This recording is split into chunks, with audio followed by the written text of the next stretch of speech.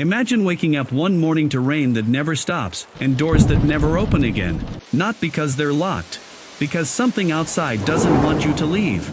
Sounds like the setup for one of Netflix's biggest horror mysteries, right? That's exactly what makes The Last House so intriguing. The trailer promised a terrifying high-concept story, Netflix built up plenty of hype around it, and the premise alone is enough to make you wonder, who could possibly be behind something like this? Aliens? A monster? Some unknown creature? God? A demon? But here's the problem. The more answers The Last House promises, the fewer it actually gives you. And by the time the credits roll, you're left with a question that's a lot bigger than did they survive? You're left wondering, who was really trapping who? Today we're breaking down the ending of The Last House, piecing together every clue, every quiet detail, and every twist that most viewers miss on a first watch, and also looking at why this movie can be both genuinely impressive and incredibly frustrating at the same time. The Last House comes from director Louis Leterrier, the mind behind big commercial thrillers, and this time he trades car chases for something much quieter, and honestly, much stranger. It stars Wagner Moura and Greta Lee as parents fighting to keep their family alive when the outside world simply stops being survivable. And the concept is easily the movie's biggest hook. A family is trapped inside their own home because of an endless, terrifying rain that makes the outside world practically impossible to survive. But then the film does something most disaster movies never do. It doesn't send its characters running through a wasteland. It locks them inside their own home, for years. And that idea is what made the movie look so interesting from the trailers in the first place. Netflix's marketing created a lot of curiosity around the mystery, and honestly, the setup looked like it could become something much bigger. It starts like any ordinary Seattle morning. Jason and Delgado are home with their two kids, Graham and Ruth. Then the rain begins. Not a storm. Something else. Within hours, every door in the neighborhood seals shut. Every window refuses to break. Outside, in the downpour, shapes move through the water, watching. And immediately, the movie gives us its biggest mystery. What's actually causing all of this? Is it some kind of alien invasion? A monster? An unknown creature? Something supernatural? Maybe even something divine or demonic? The movie keeps that question hanging over everything. At first, the family assumes this is temporary. A freak weather event. They have food, they have each other, and they have hope. But hope has an expiration date. As days turn into months, and months turn into years, the Delgados adapt in ways that feel almost domestic. They grow food indoors. They ration supplies. They keep a fish tank, ironically, as both companionship and a backup food source. It's a small detail, but it matters more than it seems. Because this is where The Last House starts working as a thriller. The endless rain, the underwater sequences, the strange creatures outside, and those quiet moments where the family hears or sees something they can't explain all create this constant feeling that something huge is about to happen. The movie's making is actually one of its strongest elements. The visual presentation makes the world feel enormous, even though the family is trapped inside one house. The rain looks oppressive. The underwater sequences add another layer of danger. And several of the bigger set pieces genuinely make you think the movie is about to reveal something massive. Meanwhile, outside, their neighbors aren't as lucky. One by one, the people trapped in nearby houses stop appearing at their windows. Starvation and isolation do what the creatures never had to. Here's the surprising part. The family starts to realize the visitors outside aren't just monitoring them. They're studying them. And nowhere is that more obvious than through Ruth. Ruth, the youngest of the family, develops something the others don't have, a strange, growing understanding of the creatures. She begins to sense their presence before anyone else does. She's the one who insists they aren't simply hostile. She believes, somehow, that they can be reasoned with. That's where everything changes. Because as the years drag on, survival stops being about outside threats. It becomes about what desperation does to a family from the inside. Jason begins making harder and harder calls, including the devastating decision to euthanize the family dog once its medicine runs out, framed not as cruelty, but as mercy in a world that no longer allows for gentler choices. And this is also where the movie's biggest strength starts becoming its biggest weakness. The thriller works because there are so many unanswered questions.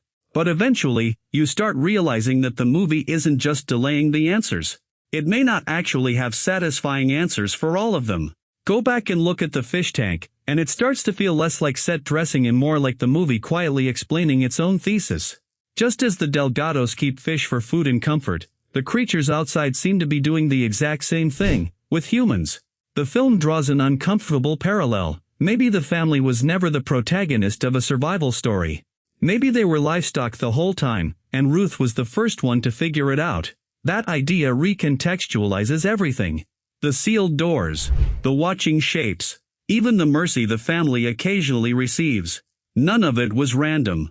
But here's where viewers may start getting frustrated. The movie raises a huge question about what these creatures actually are and why they're doing this, but it never gives us the kind of clear explanation that some viewers will be expecting. And that's important because the entire movie is built around its mystery. The concept is fascinating. The making is impressive. The horror and thriller elements work. But if you're someone who needs every major question answered logically, The Last House can leave you feeling like the movie stopped one step before the explanation. The biggest twist comes next, when Ruth gets seriously sick after a wild animal bite, forcing him to risk everything by traveling through the flooded sewers for medicine. That desperate trip is what finally exposes the family's location to the creatures directly.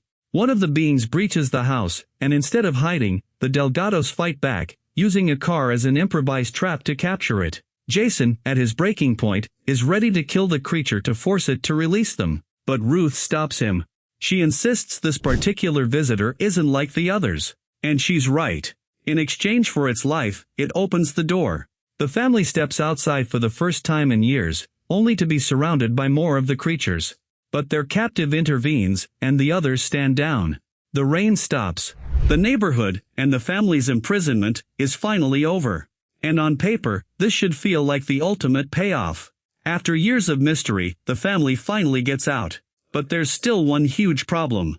We still don't get a completely satisfying explanation for why this happened in the first place. The movie gives us enough information to interpret the ending, but not enough to completely explain the world behind it. And that's why the ending can leave you with two completely different reactions. One viewer might think, that's actually a clever mystery. Another might think, wait, that's it? By the end, the family sails away on a borrowed boat, discovering that Seattle itself is now partially submerged, a quiet visual gut punch that confirms this was never a localized event. It was global. Ruth narrates the final moments as an adult, revealing she survived long enough to look back on everything that happened. The deeper meaning here isn't really about monsters. It's about what happens when a family is forced to survive not through strength, but through empathy. Ruth's refusal to see the creatures as pure evil is the one decision that saves everyone. In a genre built on fighting back, The Last House argues that mercy might be the only real weapon that works. And visually, this ending is one of the movie's strongest moments. The flooded city, the open water, and the realization that the disaster reached far beyond their neighborhood give the story a much bigger scale. But again, the same issue remains. The movie is far more interested in giving you a concept to think about than giving you a perfectly logical explanation for every event. One popular fan theory floating around suggests that the creatures never intended to wipe out humanity at all, that this was closer to a test, similar to how humans study animals in captivity. If that's true, the Delgados weren't just fighting to survive. They were, without realizing it, being evaluated the entire time. It's only a theory, but the fish tank symbolism makes it hard to fully dismiss. And honestly, this theory helps explain why the creatures sometimes seem less interested in simply killing the family and more interested in observing them. But remember, that's an interpretation, not a confirmed explanation. And that's really the key to understanding The Last House. There are plenty of clues. There are plenty of theories. But there isn't always a definitive answer. Personally, this is one of those endings that works better the more you sit with it. It's not a twist built for shock value. It's a twist built around a question. What actually makes something a monster? The Last House never fully answers that, and honestly, I don't think it's supposed to. But at the same time, I can completely understand why some viewers will walk away frustrated. Because when a movie creates this many questions, you naturally expect some serious answers by the end. And if you went into this movie because Instagram Reels, TikTok clips, or social media made it look like the next huge horror masterpiece, just keep your expectations in check. Social media can sometimes hype up movies way beyond what they actually deliver. So don't watch The Last House expecting every mystery to have a perfectly logical explanation. Watch it for the high-concept idea. Watch it for the thriller and horror atmosphere. Watch it for the visual presentation, the rain, the underwater sequences, and the bigger set pieces. But if you need every question answered, you might come away disappointed. So, is The Last House * worth watching? I'd say yes, but with the right expectations. If you enjoy high-concept thrillers, horror, mysterious creatures, and movies with impressive visual presentation, this is definitely worth a try. But if you're the kind of viewer who wants every major mystery to have a clear, logical explanation, the ending might frustrate you. For me, The Last House is a 6.5 out of 10. It's a time pass watch with a genuinely interesting concept, strong making, and some great suspense, but the missing explanations stop it from becoming the great mystery thriller its premise promised. So, what do you think the ending really meant? Were the creatures actually testing humanity? Were the Delgados basically being kept like animals? Or do you think the movie simply left too many questions unanswered? Let me know in the comments.